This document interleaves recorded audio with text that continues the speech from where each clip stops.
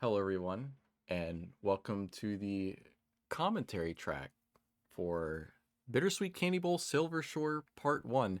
I am joined with artist and voiceover guy Amazil. He voiced David and Paulo, and I think he voiced one other guy. I think the Resorт employee.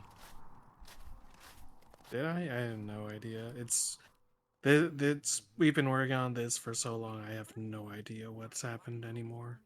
Yeah, it's been 4 years, over 4 years since we started this project.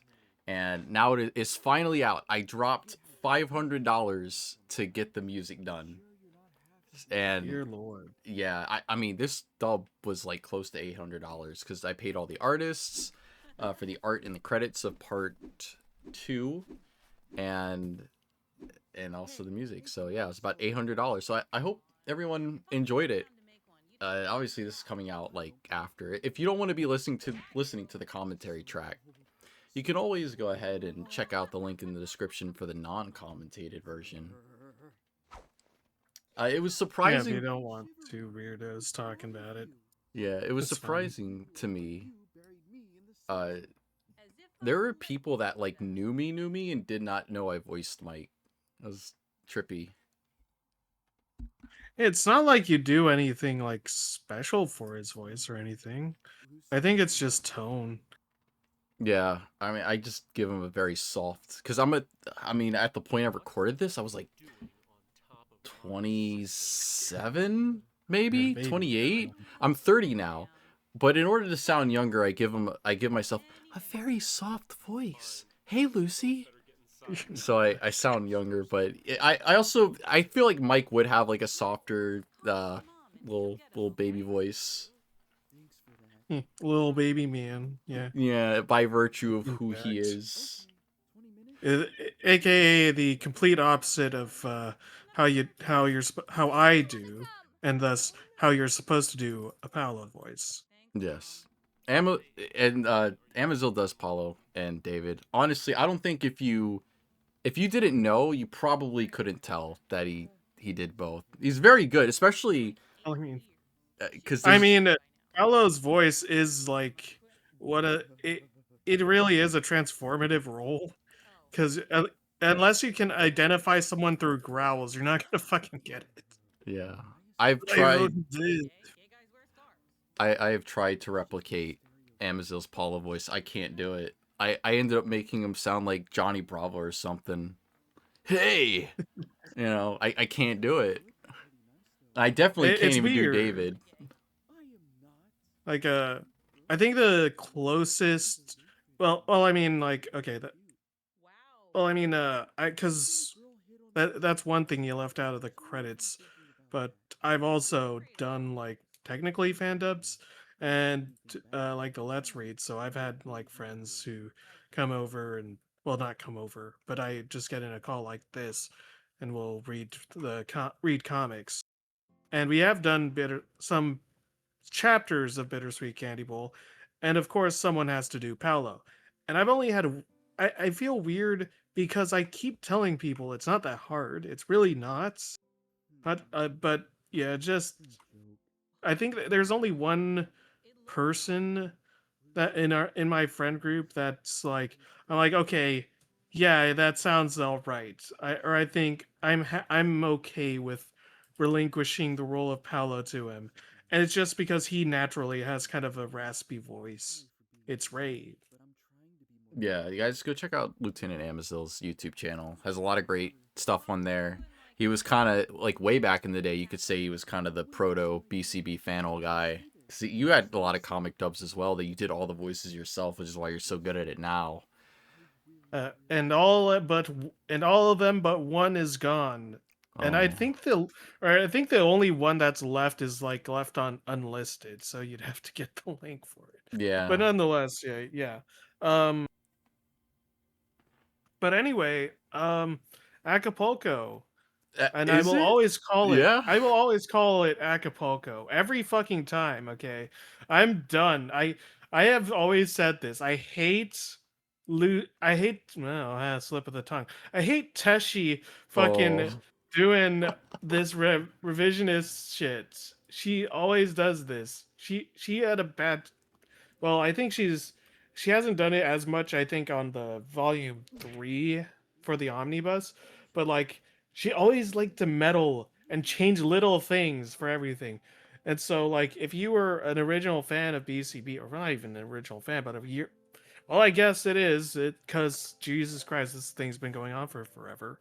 The original place that this whole arc is around is actually Acapulco, and so it's always been Acapulco, always will be. As have is this not? Am I mistaken? Why is there snow? Okay, so I did want to get into it a little bit. We're cutting into like the quick. So initially, I've talked about this a lot, but initially that opening sequence, the pillow talk sequence, was supposed to take place after Mike falls in search and rescue. And that was back when this was all going to be one part, but I was like, I don't know. It feels like it would break the pacing too much, and it feels like it's too on the nose for what's about to happen. So I said, screw it. We're going to make it the prologue, have a cold open, get it because of the snow, and then it's going to lead into the Silvershore Acapulco stuff.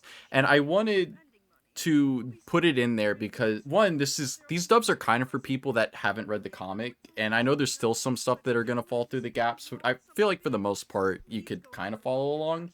But the point I wanted to make was that there was a point in time where Mike did really like Lucy, and Lucy kind of blew it by pushing him away. And I'm also worried that people that don't know the comic are gonna get the idea that Mike just became jaded, that Lucy rejected him and that's why he hates her. Because there are a myriad of other reasons that are currently being retconned that I don't want to think about right now. But I said screw it, we'll put that on there. And then the comic got split into two, or the dub got split into two, and we'll talk about the second part when we get there. But yeah, that's why that's there. Important context. Okay, I thought you were gaslighting me like Teshi. What the No, no, fuck no, is this no. chap? It's very cinematic. Even though I mean it is even without the credits of part 1, it's an hour and 23 minutes. Like that's a feature length uh picture there, you know. That's like an average episode of Let's Read. I know, and it is technically a let's read if you think about it. I meant to say the rants. Someone said Oh, like yeah. I still remember like someone giving me shit. He's like about I don't remember one of the rants. They were like, how, because it was 30 minutes long, and they're like, well, how the hell are you spending 30 minutes fucking ranting about this? Is And I'm like, haha, haha, 30 minutes is a quick breeze here I around here. know, You yeah. have no fucking clue. Uh I don't value your time. Also, I used Island in the Sun. Originally, it was going to be Tim Wheeler's Every Day Feels Like Summer with You, but then I was like, what if I feel like every song in this should kind of be like songs that would have been out when this takes place, which is like summer of 2007, I think. Yeah, 7. Yeah, because December hadn't, or the winter hadn't happened. So And I didn't yeah. talk about it at the very, very start. But All right. Well, big that's what shout out editing's for. to yeah. That's what editing. Oh no, this is all this is the commentary. We can't really do a whole bunch of editing there, but I did want to talk about uh For. That's what you Bailey say. as Huh? or Scrunchmew, Bailey slash Scrunchmew as Tess and Molly. And I know they wanted to do voice Daisy, and I was like, oh, we got to give other people an opportunity, but Yeah, they you asshole. well Give me my. I mean I You they know what I can sadly do everyone, right? I know, but And I will. they sadly passed away back November, not this past November, but the one before. And the dub hadn't like the editing was done. I'll talk about like the polishing that you can do on a project and it'll never be finished. But it was their dream to be a voice actor, and fortunately the editing, like the actual editing and the voice lines and the sound effects and stuff were finished, so hopefully they got a chance to see it. But they did an excellent job, very good job as Molly and Tess, and it is very sad that they're gone. I wish they could have been around to see the fully finished product, but I don't know. But yeah, this was like a practice and or like I guess practicing working on like timing. I remember when I worked on Confrontation and I had it so that the voice lines would happen immediately one after the other. Then Amazon's like, "That's terrible. Why do you do that? You need to give breathing room." And I was like, "Oh yeah, I guess that is what this is missing." And so I tried to have like a uniform system here. Like I literally went frame by frame with the audio and the voice lines so I could like work on timing. Do voice lines need to be closer together? Do they need to be farther apart? And I just kept going through the project after it was done and tweaking things. And at a certain point, I was like, I can't keep touching this. It's going to fall apart. Whatever it is now, it's done. The editing is done, and any mistakes I make, unless it's like actually egregious, I will just learn for next time. And it took 4 years for that to come Yeah. in. No. I mean, it's mainly the music, yeah. And I had like all these other dubs planned for BCB, but obviously things have kind of fallen through between me and BCB, and I've kind of moved on to other webcomics. Uh, there are plenty of other webcomics I'd like to do dubs, so I really want to do a dub of House Pets that I've already started work on, and also Shifterhood, which is another great webcomic that I want to do a dub of, and I've started pre-production on that. But I guess with like every BCB dub, I wanted to up the ante, you know?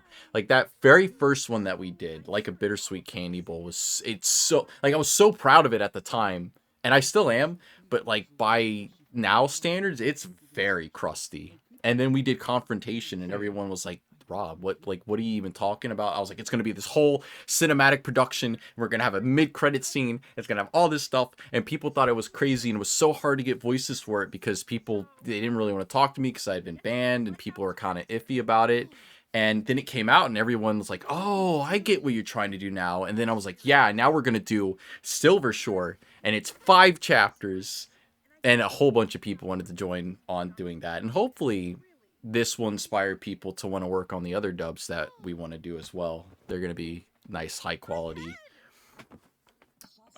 You mean your dubs, or inspire, or you mean inspire more people to do their own dubs? Well, it would be nice to see people do their own dubs for BCB, especially since I'm stepping out. I know someone in the main server was working on one, but they've been kind of busy, and it's yeah, I mean, you know how it is. I do Look, maintain I that. still hold the fucking reign, and I am proud yet also ashamed that no one's fucking done it yet. I am ashamed that I somehow still hold the record of most fucking videos for a fucking BCB dub. After like, and I haven't done one in like 16 years. I think Amazon's gonna hold the record for a while, but or maybe forever, even I would say. But it would be nice It's to, just hard working in a group, I guess. You know. yeah. Well, if I was not banned, I think these would have come out a lot faster because I'd have like a Oh bunch yeah. of people, like they do the Friday reads. I'd have a bunch of people that want to work on it, and unfortunately, I am not in that position, so it was a very uphill battle to Hmm. do this. But I wanted this to be even bigger. I even wanted to put like little animated bits in there when I could, make it as cinematic as I could. Especially at the end of this, and I think part 2 definitely has a lot more of it, but little animated animation in the biggest quotation marks of all time bits. I know someone did like a little short animation of a few voice lines from Confrontation. Yeah. Oh, speaking of, actually, one thing I did want to touch on. I don't think we haven't gotten to it. Actually, no. I'll wait until the actual like scene comes up. Mm-hmm. But uh, on this subject of the Acapulco arc, like, what you want to know something that's crazy? When you came to me and told me that you want to do this commentary track, I started thinking about it, and it's fucking wild to me that do you know that they never really bring up Acapulco again. Like Well, no, they fucking do. Loose? They Not do. really. I mean, they don't like What? bring it up, but James in a recent-ish chapter was like, "Oh my god, you went to Oh, the Silvershore Islands?" That oh, was fuck basically it. you. Yeah, Fuck I mean, you. you know, What? it's Lucy almost two, both of your main characters almost fucking died. And the only person that brings it up or even acknowledged that it fucking happened was the twink. yeah, he brought it up Fuck because I you. think David told him about it. Oh my god. It's ridiculous. Like, okay. Uh, Acapulco, to me, it's one of the most important chapters in BCB. Like the whole five Like, chapter arc, yeah. yeah, well, not even like lengthwise, but like everything. It sets up a lot of it. It does so much to kind of flesh out and move forward with the romantic relationships. This is where we kind of do see the end of Paolo X Tess. Where this is where Mike finally decides, I hate Lucy now. I am bad now. I don't know Evil why. Mike, yeah. Which is so which it's still dumb, but it was so early on. I didn't real. I was like, oh, you know what? It's just I didn't. This is like a thing. This will be elaborated on further. Like maybe he found there's some came to some realization when he fell off a fucking bridge and miraculously survived and but was completely okay and just casually fishing by the river. I still that still kind of bugs me that he was just like, oh hey guys, Yeah. I mean, like they've I both get it's a joke, survived but impossible it's lame. falls. I It's not a good joke when he immediately turns into a serious character for yeah. Lucy. Oh, Like yeah, it just true. It's cuts all of that. I mean, BCB's always had an issue with like tone. It's severe tonal whiplash. I will say these five chapters are probably the best thing Teshi has written. Like it's so good. It's very cinematic, which is why I was like, we have to do all of them. And I think it's good. I did actually do a test screening of this with someone. They are like, yeah, you did. The story is whatever, but like you did like literally the best adaptation job that could be done with it. Also, the girl that voiced Daisy here, Courtney, who it disappeared off the face of the map. I'm glad I got all of her lines. Perfect Daisy voice, just the perfect level of sweet and innocent, and she was able to bring the sassy Daisy when she needed to. But that's mainly in the second part because they don't show up for the rest of this. Also, I loved Amazon's cover of "Bicycle Race" by Oh Queen. yeah. I Oh, that's what I wanted to talk about.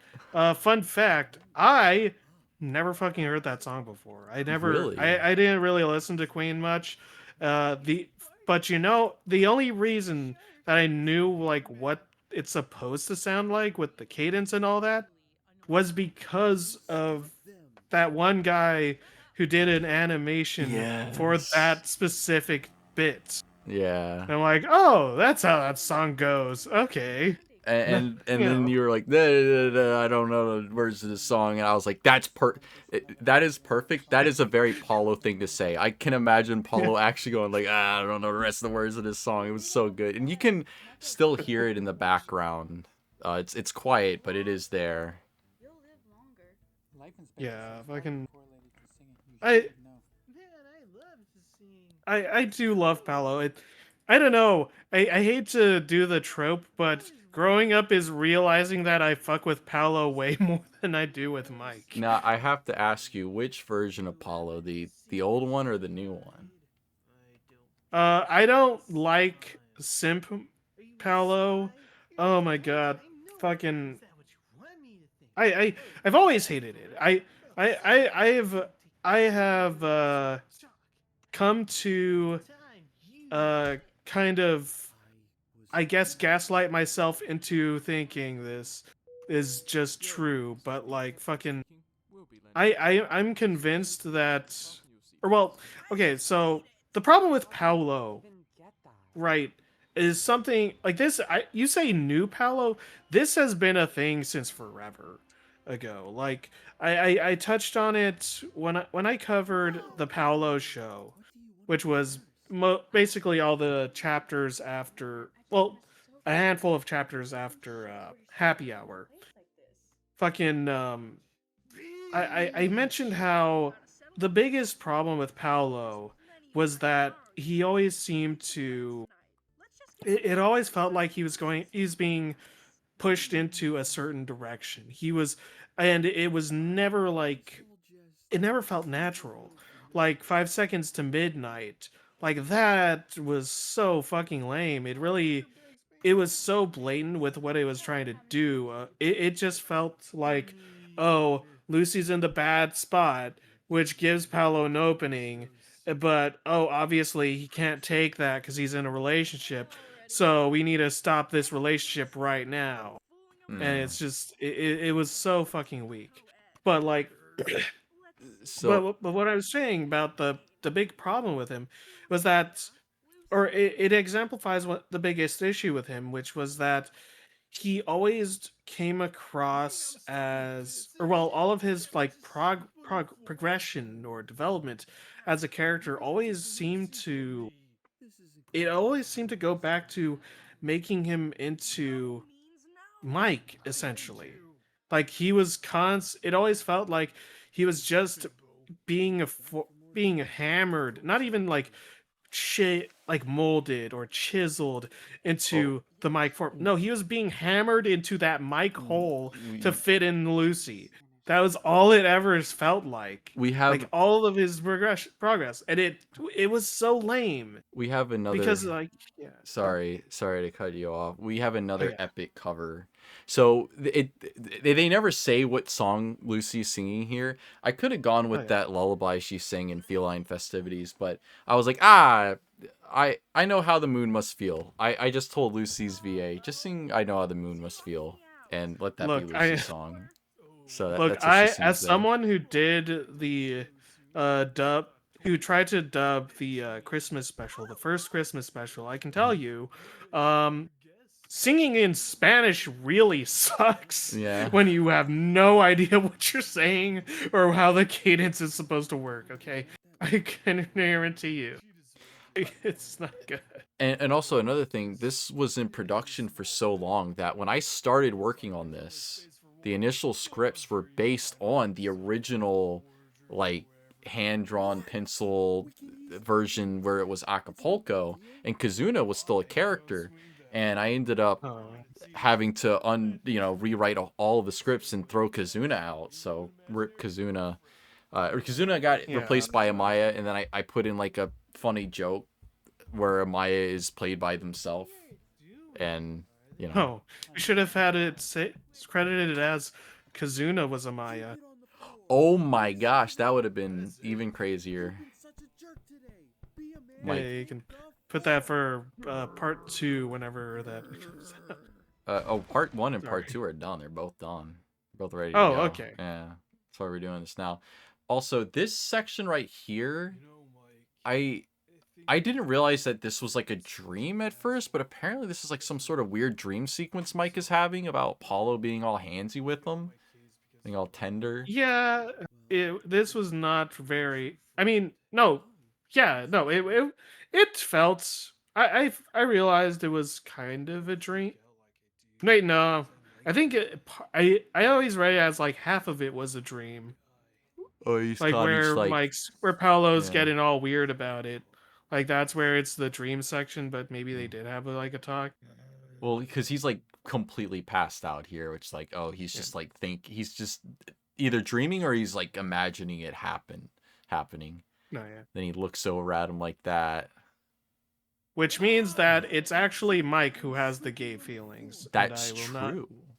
Mike was always more gay. See, Paolo was just trying to get it out of him. He was trying to support him and get him out of the closet True. and be proud.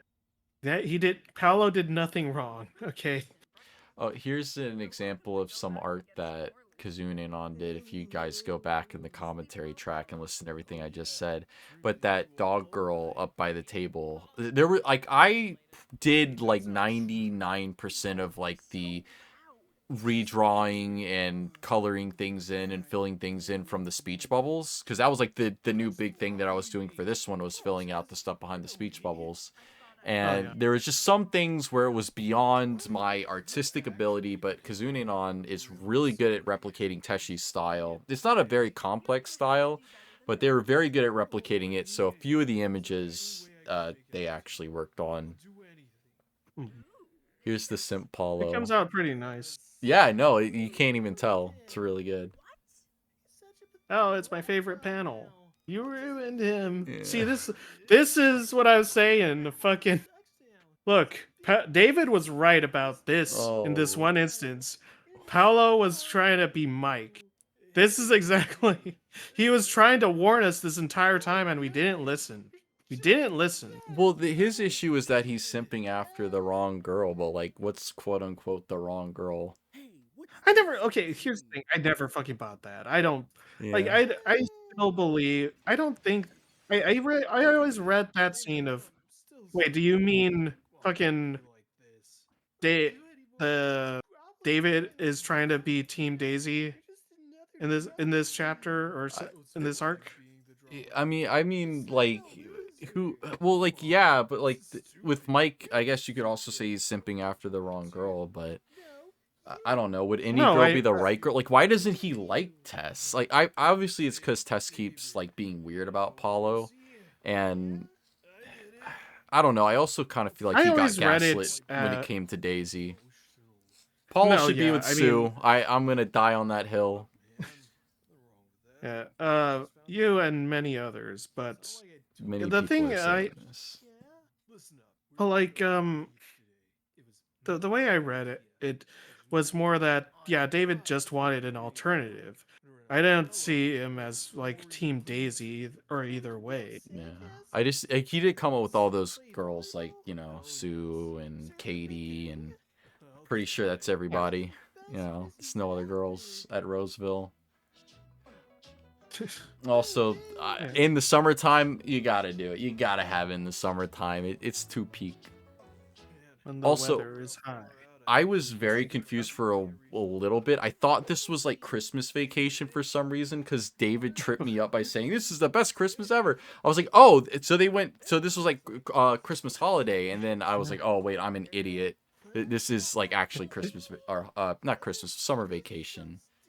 Also, You here's were a actually gaslit by yeah.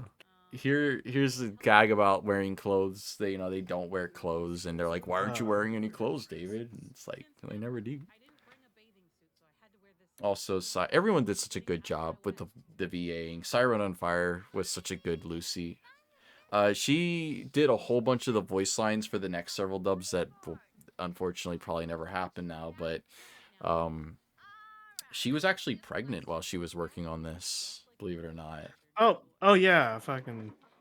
You probably knew about that before I did, Oh yeah, I didn't because tell that was anybody. I was like, oh, okay. no, I mean no, I mean fucking okay. So Siren on Fire is actually, I think that's the only person you could ever get out of my, because that was actually from my group.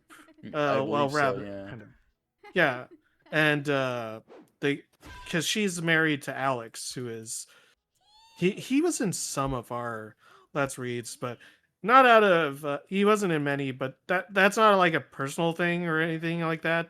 It was just that he always had weird times and like schedules. But nonetheless, like yeah, so I didn't know like I didn't even click to me that they were like together until like I heard that Alex like had a baby. I'm like, oh shit. Oh, No. that's cool. Uh, Congratulations, dude. so it's actually very funny. The guy that did the music for this never read. He didn't know anything about BCB. He was a furry, but that may or may not be the reason he got the job. But But it's how you found him. That's what yeah, matters. well, yeah, kind of. I mean, I put this on Casting Call Club, which is where you can find the Shifterhood stuff.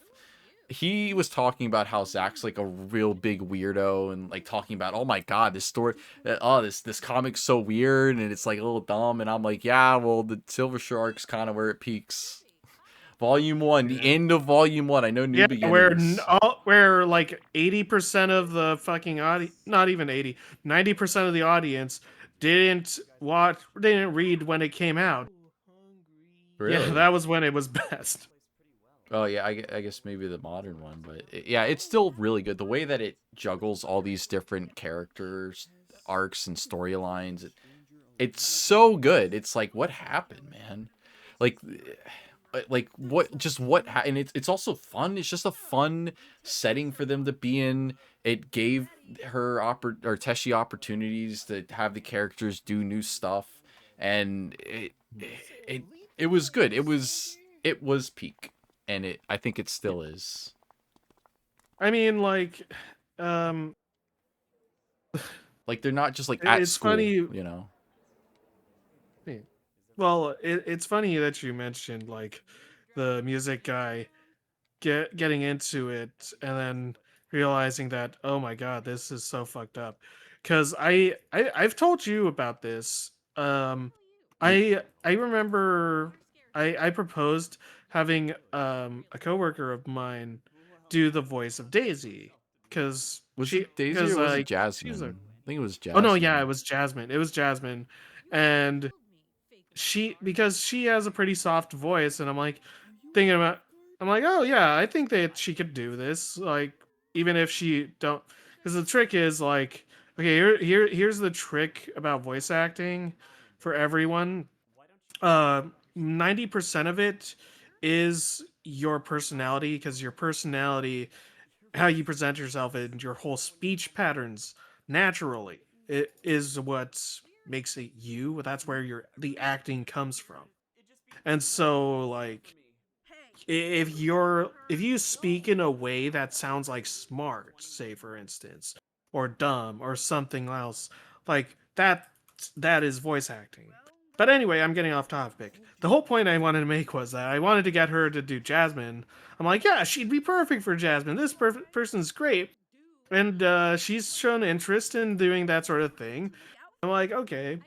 And so I was like, hey, here, I want you to read this script. And then I'm like, wait a second. I'm gonna have to make her read BCB. Okay, I'm like thinking about it. I'm like, shit. Okay, well, what if I like? I'm okay. I'm gonna split the panels. Wait, but wait, no. If I give you just the panels and the lines, because I was looking at the script and it's just that person does this. Or actually, no. When you sent me the script, you didn't even show me like the previous lines. It's just here's everything. It's just like, yup, whatever. And it doesn't show like what Oh the yeah. character's responding to. And I'm like, okay, this isn't gonna work. Like they're gonna have to. I mean, I'm like, I mean, okay, I I'm gonna always grab the link the panel. comic because it also shows like what the character's supposed to be like emoting, like how they're, Yeah, you know. but here's the thing. I don't want to I don't want to link the comic. All right, Yeah. I have a hard don't do it not even once Friends don't policy let with the friends read PCB. BCB, you know. But Yeah, and I started thinking about it. I'm like, okay, I'm gonna cut the panels, but I'm like, oh no, if I cut the panels, they're like, okay, it's fine. They're reading like a section of BCB. But wait, if they get a question about a character or something, what if they start thinking, oh god, they might end up actually reading this thing? And upon realizing that, I was so frozen in fear. I'm like, I'm sorry, I can't. I ghosted her after that. I'm like, I'm not. no, I hope I she was never asks me. I was about to She never say fucking because asks me. I think there's a character in Shifterhood that sounds like it'd be pretty good for, but No, like she. uh, I'm sure if I ask, like she can do like voice acting work, but I'm like, I'm not fucking letting you do BCB. I no, like no. this girl. She is really nice and really sweet, and I would hate to see her fucking deal with this shit. Well, I'm like, not like I'm fine with people reading BCB, but like I don't want to give it to someone if I think that they're going to be really engrossed in the drama. If I think that they exhibit addictive personalities, I guess. Like I'm not gonna do it. I'm not gonna give you alcohol. I'm sorry. well, you should patch her through to me because I got a few projects on the horizon that we need voice actresses for. Sure, maybe it's been very busy week right now, but But oh man, anyway, like, just oh so hey, but Zach, so much stuff happened, by the way, during the production of this. Like in the 4 years this was in production, like just my life has just changed so much. And this is the one thing that's remained consistent, that this damn dub ain't done, but now it is. Also, people say I true. look like Zach. Like, come on, It's man. it's the long hair and the glasses Oh, and the and the cat jawline ears, and the yeah, and the face tail, and yeah. the look and the shirt. Look, literally everything. Okay, never mind. You do. No, man. Also, Get a haircut, you filthy hippie. so for those of you who have read the comic, you realize there's something missing here. What's missing, Amazo? What's missing from this? Their penises. But Okay, well, oh man, no, it's missing the first page of Search and Rescue. what was wait, because what it was because this is the technically a flashback flashback. part? Yeah, this Yeah, is tech. So the reason I did that is when I split it into two, I because it was like, doesn't make wait. sense. Well, I mean, it's fine the way that it is, but if it, you can't have it end on a cliffhanger and everyone knows Mike's okay because you see he's okay later on in the day, and so I shoved it in as the like second to last page, I guess, of Search and Rescue, in part two, so that people that haven't read the comic will be like, "Oh my God, Mike's gonna die," instead of being like, "Oh, he's gonna be fine. I don't know how, but he'll just be fine." They put some bandages on him. It's all right. They're gonna. Okay, hold on. It should be noted. Not. He's not gonna be fine. He's going to survive. I don't know how. Which is a running theme in BCB. They are They're gonna cats survive. Lucy is gonna survive that fucking fall. I don't know how, but I guess she does. with Don't make no fucking injury. sense, but She she I'm surprised we didn't see her fishing. Oh wait, no, because she's afraid of yeah. water. Yeah, well, she can enjoy a view, as she says in the second part, but I won't get Fishing into might that a be a bit whole too bunch. close to Yeah. for comfort, though. the, No, the but this is a cool sequence though, and they apparently, according to Zach, there's like actually a safe way to get across. So they yeah. went across the scariest part, Whoops. I mean, yeah. and then Paulo and David start hitting each other. Kapow! And I don't know what it was, but for some strange reason, whenever you sent me the voice lines, like a lot of it, like the first word or syllable just wouldn't, like it wouldn't be in the thing. I don't know, like your mic was kind of like not picking it up for some reason, but I I felt think it so was. bad. Well, I use push to talk, but it's Uh, fine. I felt I so bad having to keep asking, can you re-record this? Can you re-record this? It didn't show up. Can you re-record this? no, yeah. Fucking Kapow. audio issues. Everyone loves them. Man, Bailey was the perfect test. There's a few people here where it's like I just can't hear anyone else doing these voices. It was too good. Like you as Paulo and David are like iconic, and Oh yeah. Siren on Fire was so good at Lucy. The person that played Yashi also did a really excellent job. Joel Hotchkiss, who did Zach, did an amazing job. Everyone just did.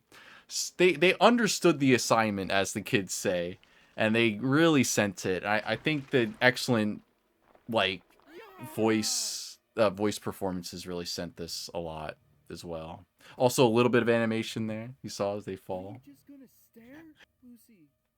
Not to like not to blow smoke up your ass, but like half of the of casting, half of it really is just casting, Yeah. getting the right people to do what they would be good at. Yeah, what does your bass voice sound like? That's kind of what I, go off of. Cuz like even if you Yeah. can't like do the acting or like do like a bunch of funny voices, like if your bass voice sounds like the character, then that we're already most of the way there.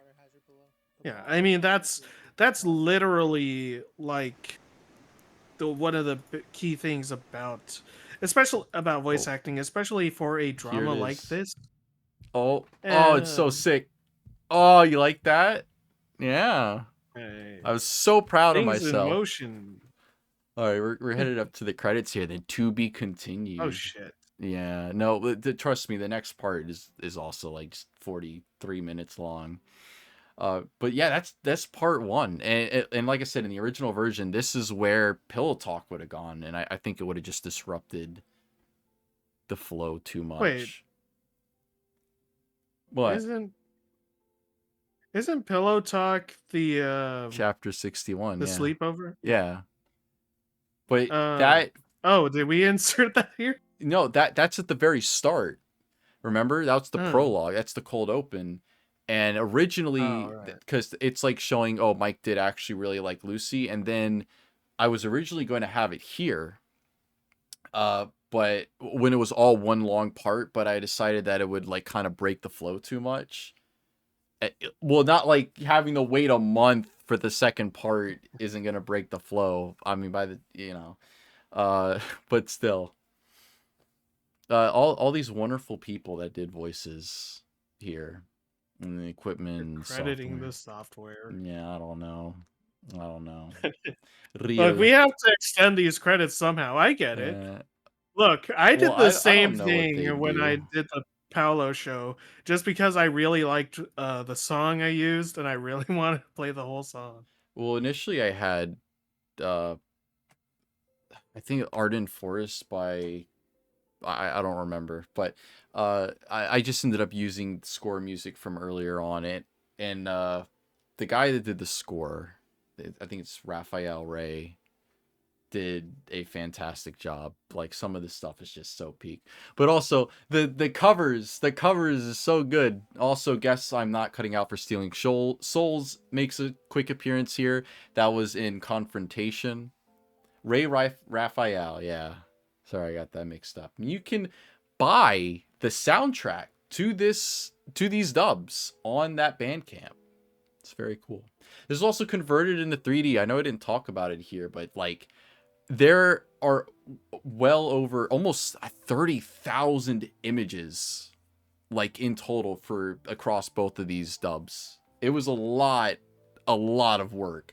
I'm talking like hours and like hundreds of hours of just editing and plugging away. And of course, I plug the comic, go support the comic, give Teshi money on the BCI and the Patreon, which now also includes the Do it. BCI, which is, I think, a very positive change. It's something that I suggested actually 3 years ago that they should do that. Even down to like Wait, how much I said they should charge for it. Mm. charge for BCI or Yeah, no, charge for the Patreon tier with the BCI included. oh, yeah. I And, mean, yeah, it's weird that that isn't yeah. a thing. Well, Well, it it took is a now. second. Well, because it like They they wanted to hadn't double. done it in for like It's because that was okay. before Patreon. But yeah. Yep.